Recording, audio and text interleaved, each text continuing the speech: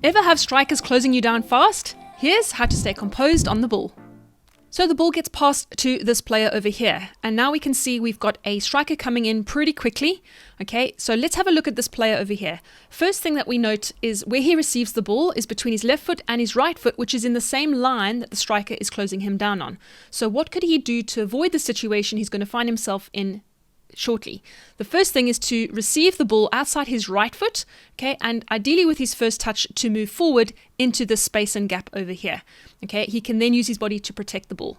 However, he identifies, if we just look at the perspective for a moment, he's coming in pretty quickly. Okay, he just delays for a moment and then uses the striker speed a bit against him. Okay, he hasn't done enough to beat him there, okay, but he uses his body here to protect the ball, moves him one way.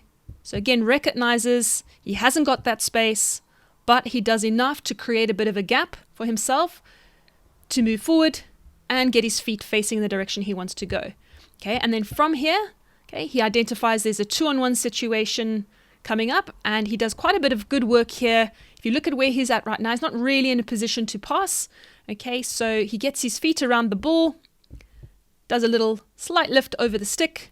Okay, and now we've got the ball moving forward in the attacking half in a really good threatening position.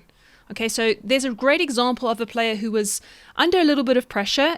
Yes, he could have helped himself in terms of his first touch and how he's receiving the ball, but for those times where you do get under a bit of pressure, here's a great example of how to stay composed and create spaces and gaps to open up to then attack and go forward. I've recently developed a workshop off the back end of winning a gold medal in Cape Town as a player, and very fortunate that I got the opportunity to go to New Zealand, getting some coaching experience where we also won a bronze medal. This has given me a unique experience to understand both what a coach is looking for, but also what a player needs. I've put these into 7 lessons that is covered in this workshop. To find out more, click the link below to get instant access.